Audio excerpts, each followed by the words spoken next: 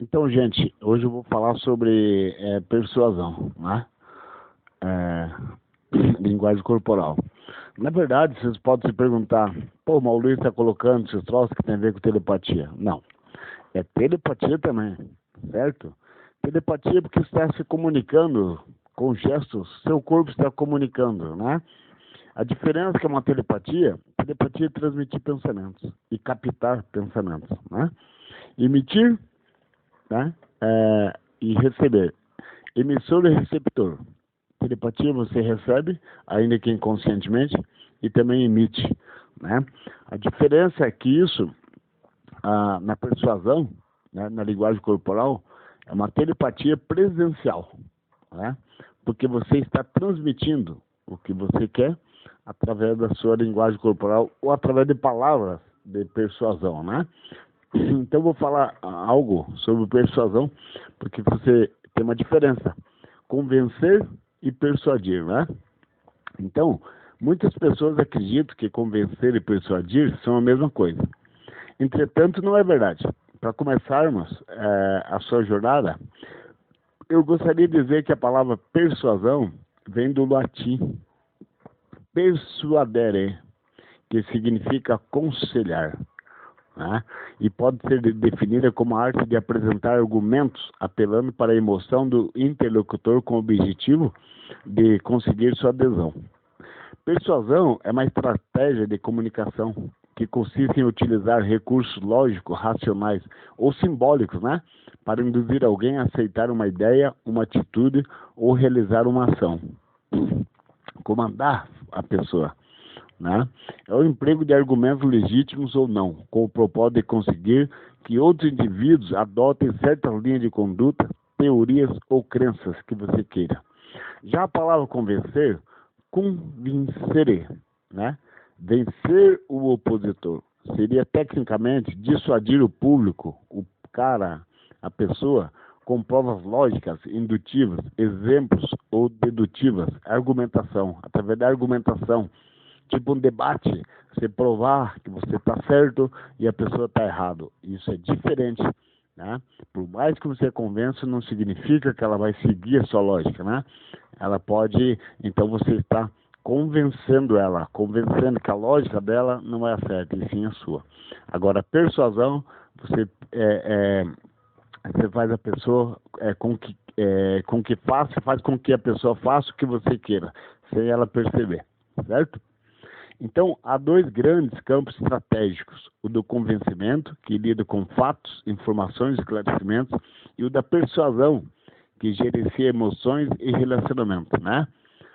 Isso é afirmado pelos especialistas, né? Hemisférios cerebrais, gente.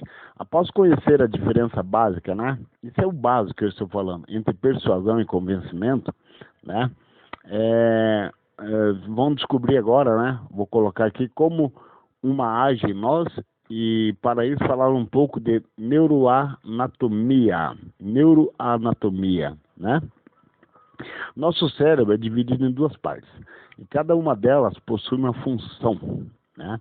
Tem um especialista, acho que o Dr. Roger, parece, né? Ele ganhou um prêmio Nobel de Medicina, né? Ele identificou as funções dos hemisférios esquerdo e direito do cérebro. Nas diversas correntes de estudos do comportamento humano, muito se fala a respeito de mente consciente e inconsciente, não é isso? Tratamos disso o tempo todo, nós que somos acadêmicos da mente. Então, para fins didáticos, podemos dizer também que em nosso hemisfério esquerdo se localiza a parte consciente, enquanto o direito é a parte inconsciente. Sua mente consciente cuida dos aspectos mais lógicos e visíveis. Por exemplo, você pode estar lendo, né? Você pode estar ouvindo é, o que eu estou falando agora com atenção, né? Tendo consciência que está executando uma tarefa de audição ou de leitura, se você estiver lendo alguma coisa, né? Enquanto vai assimilando as informações e ficando consciente do estilo do que é falado, ou das palavras que estão, digamos que estão escritas, né?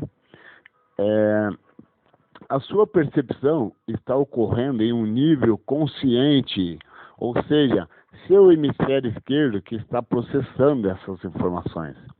Já a sua mente inconsciente cuida dos aspectos mais profundos e emocionais. Por exemplo, nesse momento você está respirando de uma forma peculiar, né?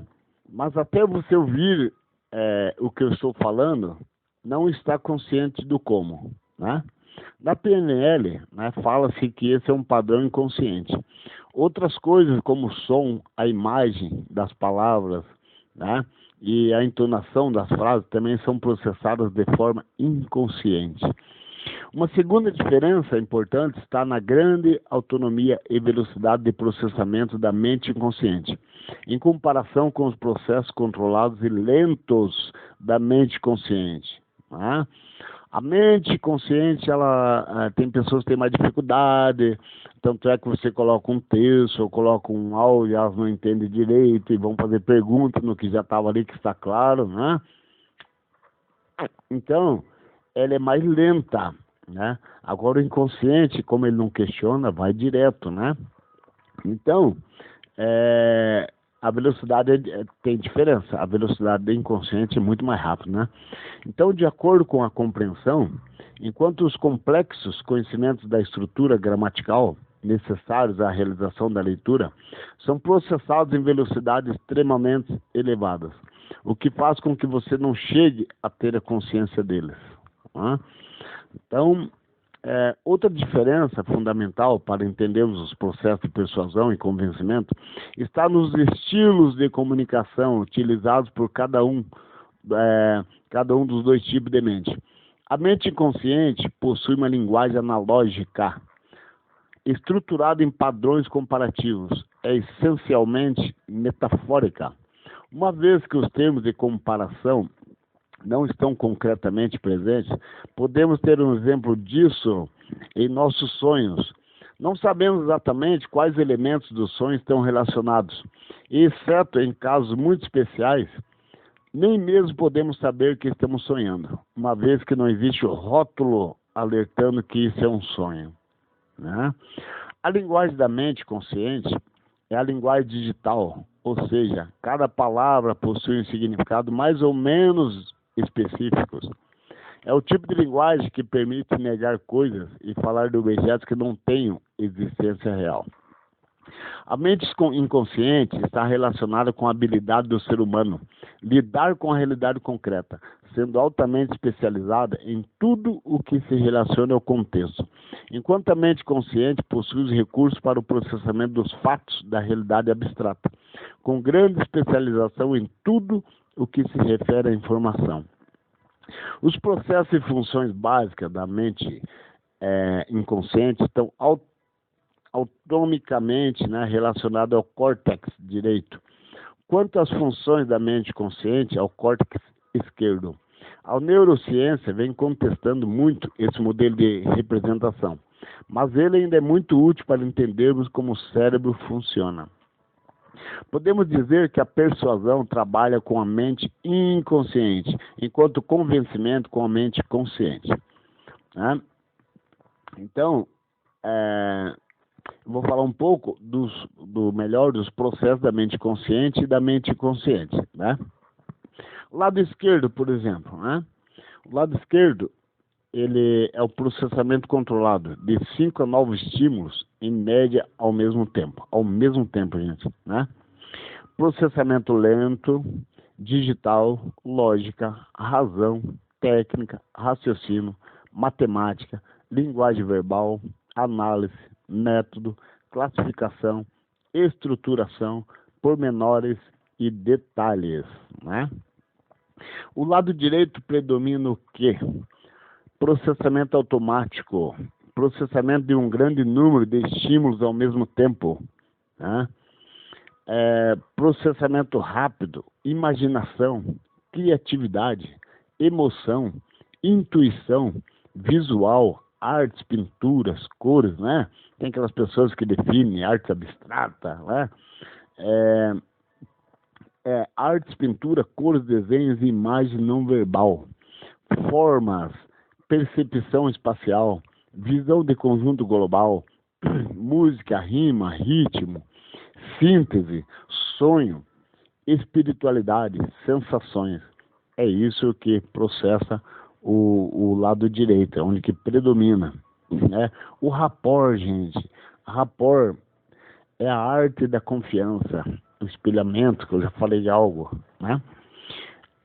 Agora que já sabemos um pouco sobre o funcionamento de cada hemisfério e ainda com a persuasão e o convencimento atuam em cada um, é hora de começar a construir as bases para a realização de uma boa venda ou negociação ou até uma conquista, né? Vamos aprender a construir a confiança com o seu prospecto, né? Antes de começar, eu tenho uma pergunta para você. Você compraria algo de alguém que você não confia? A resposta é provavelmente não. Pois somos condicionados, né, gente, a nos afastar de pessoas que não são iguais a nós. Sem confiança e rapport, um vendedor é como um fazendeiro que tenta semear em um solo não arado. A maior parte das sementes será desperdiçada. A confiança diminui a tensão interpessoal e faz com que o futuro ou atual cliente fique mais à vontade. Ele se abre mais e revela com liberdade as informações referentes às suas necessidades, desejos, objetivos, sonhos e medos pessoais. Sem confiança é extremamente difícil e, em alguns casos, até mesmo impossível vender algo, mesmo que o produto seja o melhor do mundo, o melhor do mundo. Eu estou falando em vendas, mas se aplica também a vender a sua imagem. Se quer conquistar uma menina, você tem que vender a sua imagem. Ela não sabe quem é você. Então, através do rapport, né? Em tudo, uma entrevista de emprego, um contrato, porque se é um contrato que você quer, você está vendendo a sua mão de obra, né? Mas nesse momento, você já pode estar se perguntando, Dom Luiz, eu já sei disso, mas como gerar essa confiança? A resposta é o rapport, né? O espelhamento. A palavra rapport é de origem francesa e não tem tradução para o português. Entretanto, né, dentro da PNL, criar o rapport pode ser entendido como estabelecimento de confiança, harmonia e cooperação em uma relação. Para ilustrar isso na prática, gostaria de te pedir para que se lembre aí de uma época específica em que você, juntamente com outra pessoa, estavam em uma conversa que poderiam ficar por horas, sem se cansar. Tente recordar o que havia nessa pessoa que fez se sentir tão bem a ponto de passar horas conversando. É provável que você descubra que pensava de forma parecida ou compartilhava a mesma opinião a respeito de determinado assunto. Você também pode não ter notado, né? Mas talvez estivesse com uma respiração, um tom de voz e uma postura corporal semelhante, ou que partilhava das mesmas ideias e crenças. Qualquer semelhança que você descobrir será consequência de um elemento. O rapport, essa é a técnica. Essa técnica é uma forma de entrar no mundo da outra pessoa, né? É a essência da comunicação bem-sucedida. Já fazemos isso de forma natural com as pessoas. Tá? Quando você convive muito com uma pessoa que você admira ela, você passa a limitá-la inconscientemente. Até o andar, os gestos da pessoa, as gírias da pessoa, você começa a adquirir palavras que ela fala, né? Gírias que ela fala. Não vê o Wagner aí? Né? Juntos e misturados. Você virou um jargão no grupo. Juntos e misturados. Indo e vindo, vindo e indo. Né? Agora ele parou um pouco. Mente humilde, humildemente. Humildemente, mente. É jargão que ele usa, né? Aqui o Wagner de Campo Grande, de Mato Grosso do Sul, né? As pessoas já ficam ali. Aqui é Luzia de São Paulo, aqui é fulano de Rio de Janeiro, né? Então, quando você admira uma pessoa, naturalmente você começa a imitá-la, né? Você pensa, não, isso aí, você começa a imitá-la, né? Porque você gosta da pessoa. Então, o rapport pode ser usado assim, né? Então, usamos naturalmente, né? Mas você pode fazer deliberadamente, tendo conhecimento, né? Então, como já fazemos de forma natural com as pessoas, né? Então vamos aprender agora uma forma de criar rapport conscientemente e conseguir resultados ótimos com essa simples técnica, gente, né? Vou passar aqui os fatores que produzem rapport. O sorriso. O sorriso é a chave universal do rapport. Otimismo. Otimismo transmite confiança e sensação de poder. Tratar o outro pelo nome. O som mais lindo que alguém pode ouvir é o do seu nome pronunciado. Dom Luiz, extraordinário Dom Luiz, não é assim? É gostoso você ouvir isso, né? Wagner, Arão, Gessé, né? E por aí vai, é gostoso ouvir isso. Paciência, gente, também. Saiba ouvir, porque quando alguém fala é porque quer ser escutado. Para obter rapport, você pode espelhar qualquer parte do comportamento do seu interlocutor, ajustando o seu comportamento verbal e não verbal para se mover junto com ele. Isso é o mesmo que dar um comando para a mente inconsciente da pessoa, dizendo para confiar em você, pois é parecido com ele. É o mesmo que enviar um comando telepático, né? Essa técnica atinge um nível inconsciente, portanto tem que ser feita com discrição, elegância e sutileza. Caso contrário, acabará irritando o seu interlocutor, pois parecerá uma criança querendo implicar com seu colega, imitando todos os seus gestos. Então você espera uns segundinhos e presta atenção na pessoa para que ela não perceba. Faça de uma maneira sutil. Comportamentos que podem ser espelhados. Movimentos corporais. Escolha qualquer movimento do corpo que seja constante e espelhe. Exemplo, se a pessoa estiver gesticulando muito com os braços, no momento que você voltar a falar, repita os mesmos movimentos que o seu interlocutor faz ao se expressar. Qualidades vocais, iguale a tonalidade, volume, ritmo, velocidade, etc. Se a pessoa fala vagarosamente, você fala acelerado, dá uma segurada, procura acompanhar no tom dele. Se ele fala alto, procure aumentar um pouco a sua voz. Se ele fala baixo, abaixe, procure chegar no tom dele. O ritmo, né? Se fala acelerado, ou fala lento, procure acompanhar o ritmo. A velocidade, tudo, né? Da maneira que ele fala, procure imitar, sabe? Palavra, gente. Use as palavras que ela usa, ou que enfatiza, né? Use também seus termos preferidos, mesmo que esteja errado, mas é o que interessa, né? É o que interessa. Se a pessoa fala lá, nós somos caipira, né? O Wagner fala caipira, né? Use, né? Mas seja sutil para ela não ver que você está tirando sarro dela, né? Não fale caipira, fale caipira, né? Procure imitá-la, né? Mas tem que cuidar, né? Mas o que interessa para o seu interlocutor, né? Para esse espelhamento, a seguir, sugiro, né?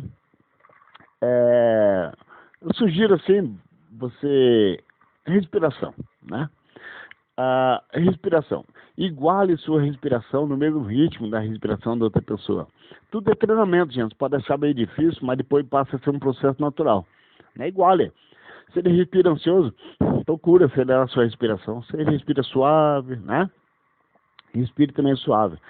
Esse é o mais forte. Conseguindo fazer isso com eficácia, terá andado metade do caminho. Entendeu? Só na respiração, terá andado metade do caminho.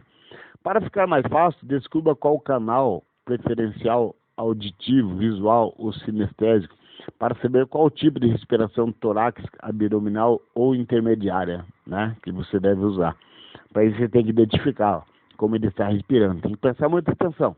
Tudo é atenção no que a pessoa está fazendo. Como ela gesticula, como que ela move a cabeça. Ela olhou para a esquerda, espera uma fração de segundo e vira para a esquerda também. Gesticulou, levantou o braço, faz de conta que não está olhando para ela, né? Como ela não vai dizer, não está me imitando, que não me viu, e demora, sabe? Também você não tem que fazer o tempo todo, né? Deixa um pouquinho e tal, daí começa novamente. Daí dá opa, estou exagerando, dá uma segurada e começa novamente, né?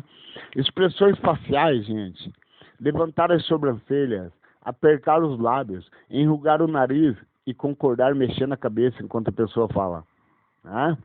Enquanto a pessoa fala. E se ela levanta a sobrancelha, espera uma fração de segundo, levanta a sobrancelha também, aperta os lábios, tudo que ela fizer, né? Esses são alguns dos espelhamentos possíveis, né?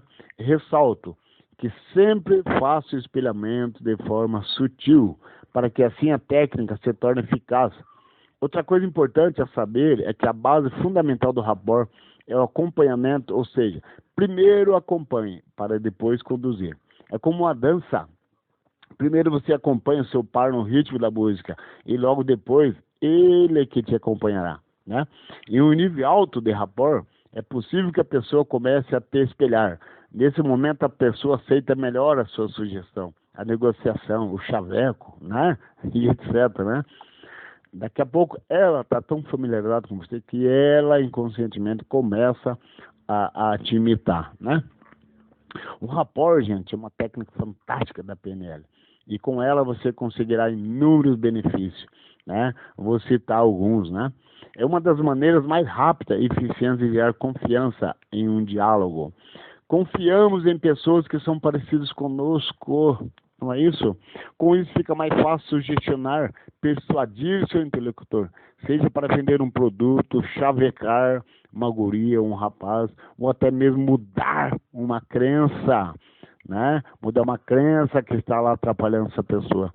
Quando compreendemos alguém, fica mais fácil conduzi-lo pelo caminho adequado, melhorar suas relações interpessoais, aprimorar um relacionamento. As técnicas, né, que eu descrevi são para o mundo offline. Entretanto, uma parte aí das pessoas que fazem uso disso aqui são da área de empreendedorismo digital, né? E talvez você seja um deles, né? Porque você também pode, através da escrita, né, para gerar rapport no mundo online, né? Tenha definido claramente seu avatar e comece a produzir conteúdo direcionado a resolver os problemas delas, bem como facilitar o alcance de sonhos. Uma técnica muito poderosa para gerar rapport é a utilização de histórias analógicas nas quais você possa se conectar com o seu público. Há vários modelos de história que você pode utilizar para essa finalidade, mas em todas elas, seja verdadeira, né? Seja verdadeiro, nunca invente nada, né? Monta uma história, né? Monta uma história, mas que seja real, que seja verídica, né? Se você está se comunicando com as pessoas, né? Nesse mundo online, aqui nesse mundo cibernético, né? Além das técnicas de rapport, né? Também podemos usar outras estratégias para elevar nosso grau de empatia com nossos clientes ou nossos interlocutores, aquele que se quer atingir. Segundo o dicionário Aurélio, né, a empatia é a capacidade de compreender o sentimento ou relação da outra pessoa, imaginando-se na mesma situação dela. Não é apenas ver do ponto de vista da pessoa, é também sentir o que a pessoa sente. A empatia é um fator chave em qualquer relacionamento. E em vendas e persuasão não é diferente.